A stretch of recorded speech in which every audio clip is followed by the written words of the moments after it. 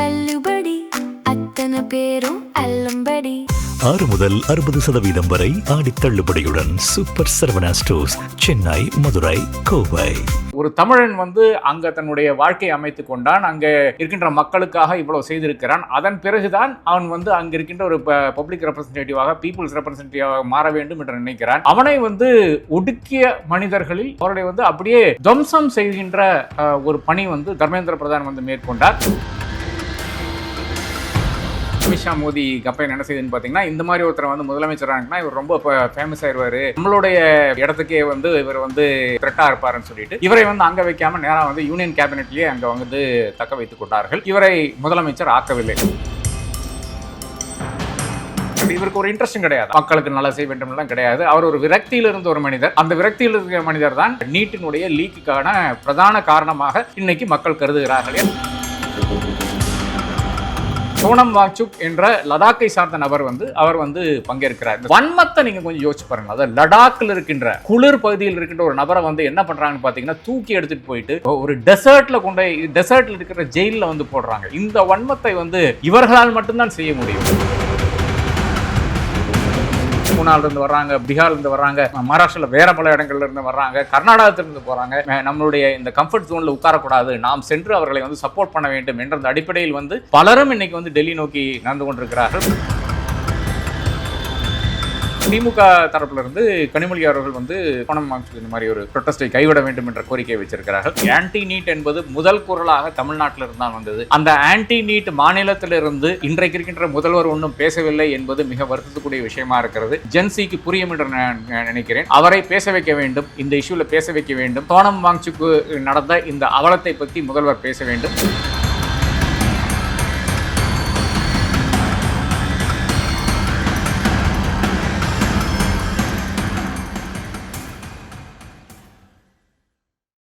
அனைவருக்கும் வணக்கம். இன்று ஒரு மிக முக்கியமான ஒரு சப்ஜெக்ட் பற்றி பேசணும்னு நினைக்கிறேன்.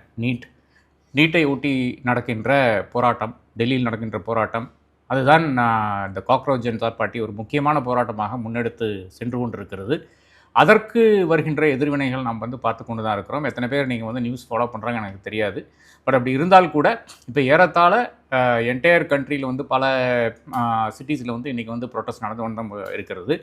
இது வேற ஒன்றும் இல்லை, அதாவது நீட்டினுடைய இந்த கொஸ்டின் பேப்பர் லீக்கு அதுக்கு காரணம் நிச்சயமாக தர்மேந்திர பிரதான் தான். அது அவர் தான் எஜுகேஷன் மினிஸ்டர், அவர் தான் பொறுப்பேற்க வேண்டும், அவர் தான் பதவி விலக வேண்டும் என்ற அந்த கோரிக்கையோடு எவ்வளவோ காலமாக அந்த நீட்டு பேப்பர் வெளியான போதே அந்த சமயத்திலேயே பலரும் கேட்டிருந்தார்கள். ஆனால் தர்மேந்திர பிரதான் என்பது இந்த அரசாங்கத்தை பொறுத்தவரை மிக மிக முக்கியமான ஒரு அமைச்சராக இருக்கிறார். முக்கியமான அமைச்சர் எப்படின்னு பார்த்தீங்கன்னா, இந்த அரசாங்கத்தை பற்றி, பாஜக அரசாங்கத்தை பற்றி உங்களுக்கு அனைவருக்கும் தெரியும். இது தேர்தல் ஜெயிக்கின்ற அரசாங்கம், மக்களுக்காக நலன் செய்ய வேண்டும் என்றெல்லாம் ஒரு நோக்கு கிடையாது.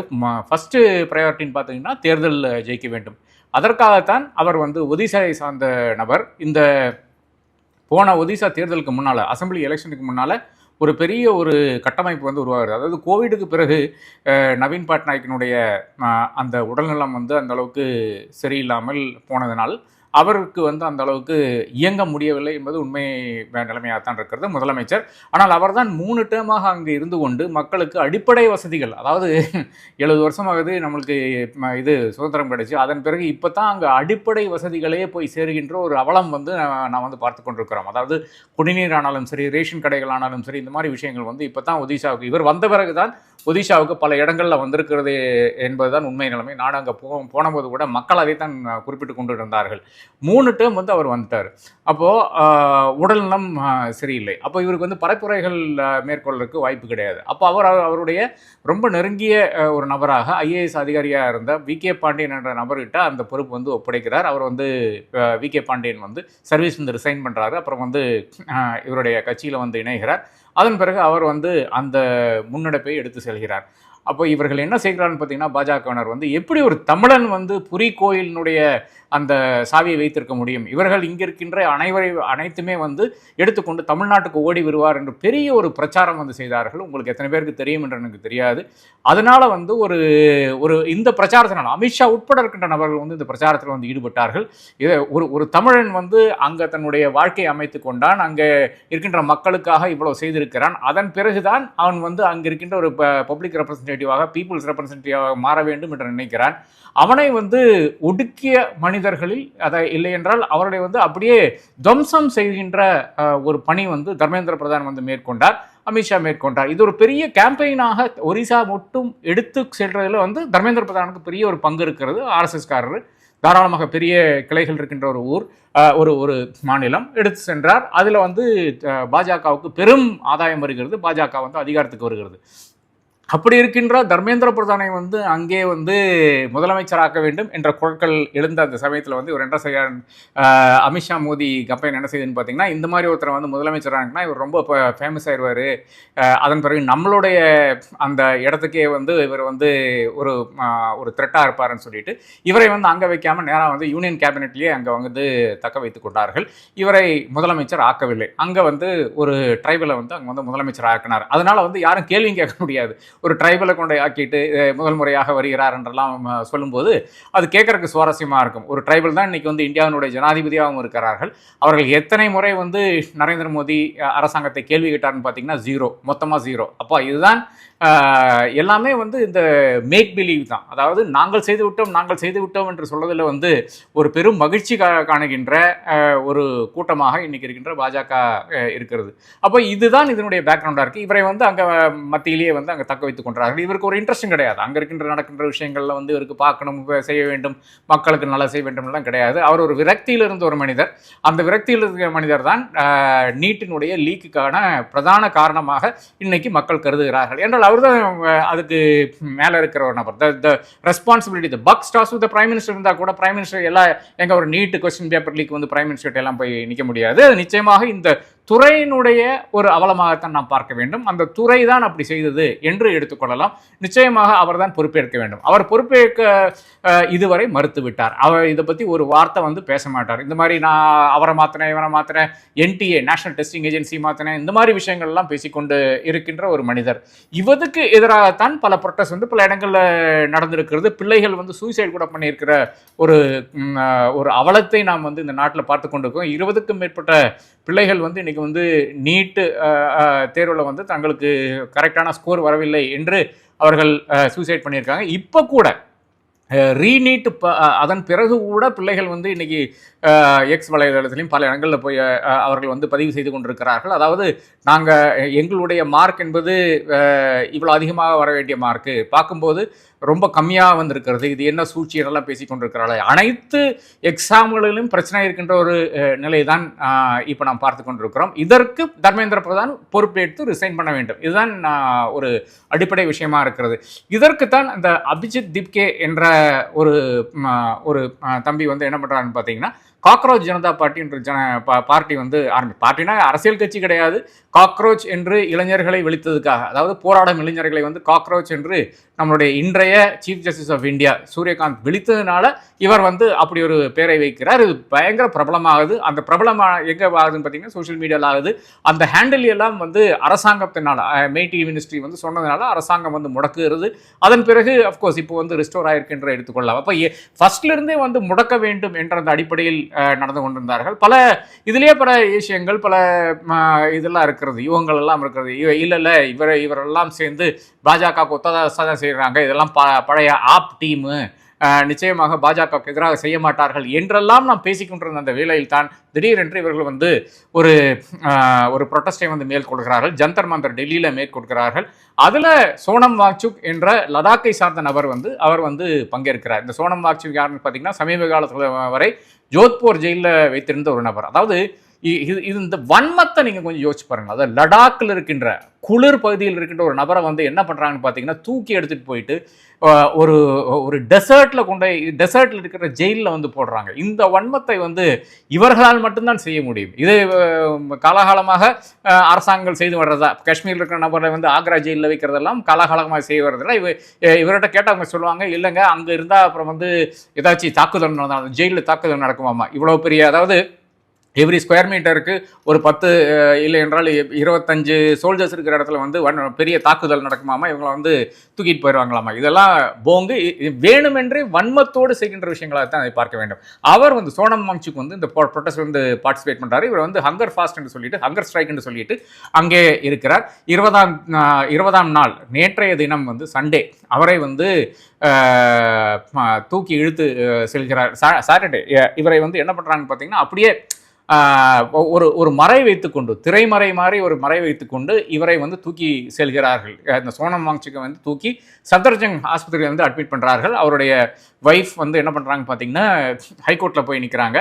இந்த மாதிரி என்னுடைய ஹஸ்பண்டுக்கு வந்து இங்கே ட்ரீட்மெண்ட் சரியாக கொடுக்க மாட்டேங்கிறாங்க, என்ன பொட்டாசியம் லெவல் லோ என்று சொல்கிறார்கள், ஆனால் எந்த அளவுக்கு லோ என்று சொல்ல மாட்டேங்கிறார்கள், அதனால் நாங்கள் வந்து இந்த ஒரு பிரைவேட் தனியார் ஆஸ்பத்திரிக்கு வரை எடுத்து செல்ல விரும்புகிறோம் என்று ஒரு மனு அளிக்கிறார்கள். ஆனால் ரொம்ப ஸ்ட்ரேஞ்சாக பாருங்களேன், அதாவது இவர் வந்து he is not under arrest, apprehension கூட கிடையாது. அதாவது இவரை வந்து ஒரு ரீதியிலையும் வந்து போலீஸ் இன்னும் அரெஸ்ட் பண்ணதாக தகவலை, டெல்லி போலீஸ் அரெஸ்ட் பண்ணதாகவே தகவல் கிடையாது.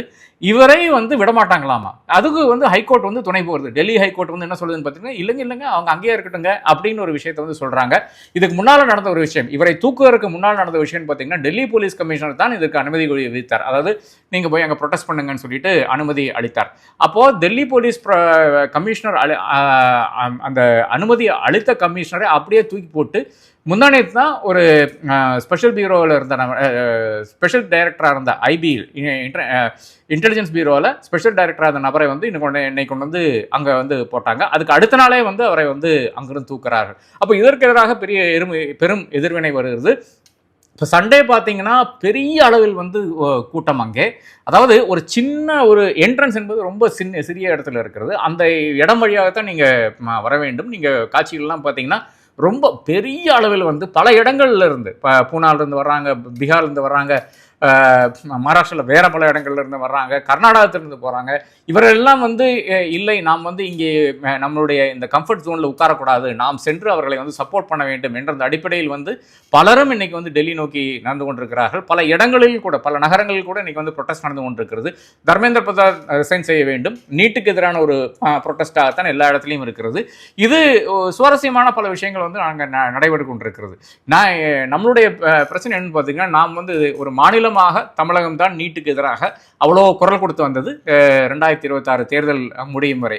அதன் பிறகு பார்த்தீங்கன்னா நிச்சயமாக எல்லா கட்சிகளினுடைய, அனைத்து கட்சிகளினுடைய ஸ்டாண்டுன்னு பார்த்தீங்கன்னா நீட்டு கூடாது என்றதுதான் ஸ்டாண்டாக இருக்கிறது. அப்படி இருந்து கூட எத்தனை பேர் இந்த மாதிரி ஒரு இந்த ஒரு சம்பவம் நடக்குது அதை சப்போர்ட் பண்ணீங்கன்னு பார்த்தீங்கன்னா மிக மிக குறைந்த நபர்கள் தான் பண்ணியிருக்காங்க. இப்போ வந்து ஒரு காங்கிரஸ் வந்து எடுத்து பார்த்தீங்கன்னா கேசி வேணுகோபால் வந்து ஒரு அப்பீல் வைக்கிறார். சோனம் வாங்சுக் வந்து இந்த முடிவை வந்து கைவிட வேண்டும், அவர் நாட்டுக்கு தேவைப்பட்டவர், நிச்சயமாக பல வழிகள் இருக்கிறது, அதை செய்யலாம் என்று சொல்கிறார். ராகுல் காந்தி ஏன் வரவில்லை என்ற குரல்கள்லாம் எழும்புது. அதில் நிச்சயமாக பெரிய அர்த்தம் இல்லை என்று நான் கருதுகிறேன். அப்படி இருந்தால் கூட ராகுல் காந்தி ஒரு மெசேஜ் போட்டிருக்கலாம் என்று நான் கருதுகிறேன். ஆனால் தமிழகத்திலிருந்து பார்த்தீங்கன்னா திமுக தரப்பிலிருந்து கனிமொழி அவர்கள் வந்து அதே கோரிக்கையை வச்சிருக்காங்க. சோனம் வாங்சுக் இந்த மாதிரி ஒரு ப்ரொட்டஸ்டை கைவிட வேண்டும் என்ற கோரிக்கையை வச்சிருக்கிறார்கள். ஆனால் கோரிக்கை வைக்காத ஒரு நபர் என்று பார்த்தீங்கன்னா, முக்கிய கட்சியில் இருக்கிற நபர்னு பார்த்தீங்கன்னா திரு முதல்வர் விஜய் தான் என்று மறுபடியும் வலியுறுத்த விரும்புகிறேன். ஏனென்றால் இது பல இடங்களில் இருந்து இந்த கோரிக்கை வருகிறது. மகாராஷ்டிராவிலிருந்து இந்த கோரிக்கை வருகிறது, திரிணாமுல் இந்த கோரிக்கை வைக்கிறது, முகாமைத்தர் அங்கே போய் சந்திக்கிறார்கள். அப்போ ஒரு ரெப்ரசன்டேட்டிவாக யாரையாச்சும் கூட அனுப்பியிருக்கலாம் தாவேக்காக. ஏனென்றால் நம்மளை பொறுத்தவரை நீட் வந்து விலக வேண்டும் என்பது நம்மளுடைய அடிப்படை கோரிக்கையாக இருக்கிறது. நீட்டில் நடக்கின்ற அவலங்கள் வந்து ஒவ்வொரு வருடமும் பார்த்து கொண்டு தான் இருக்கிறோம். இப்போ பிஜி நீட்டுக்கு எடுத்துட்டிங்கன்னா -30, -40, -50 எல்லாம் எடுத்த நபர்களுக்கு வந்து இன்றைக்கி வந்து சீட்டு தாராளமாக அள்ளி வீசி கொண்டிருக்கிறார்கள். யூஜி நீட்லையும் ஏறத்தாழ அதே நிலைமை தான் இருக்கிறது. அதாவது பேமெண்ட் சீட்ஸில் வந்து பசங்களுக்கு வந்து பே பண்ண முடியாதனால, அதாவது நல்ல ஸ்கோர் எடுத்த நபர்களுக்கு பே பண்ண முடியாதனால ஜீரோக்கு கீழே இருக்கின்ற ஸ்கோர் எடுத்தவர்கள்லாம், அதாவது மைனஸ் மார்க்கிங் இருக்குதுல,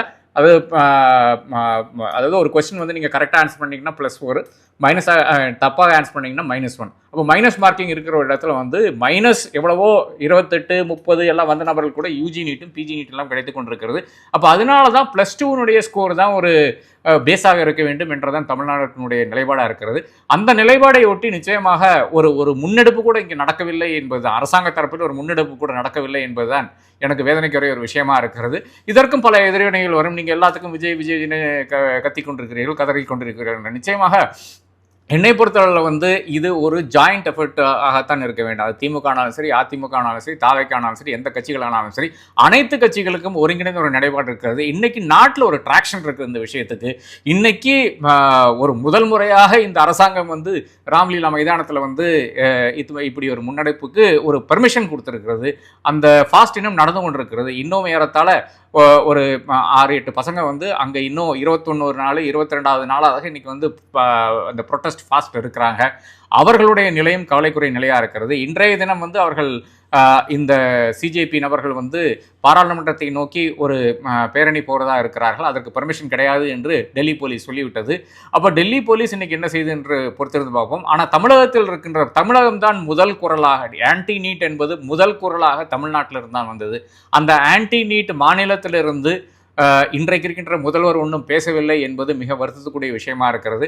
அது ஐ திங்க் ஜென்சிக்கு புரியும் என்று நான் நினைக்கிறேன்.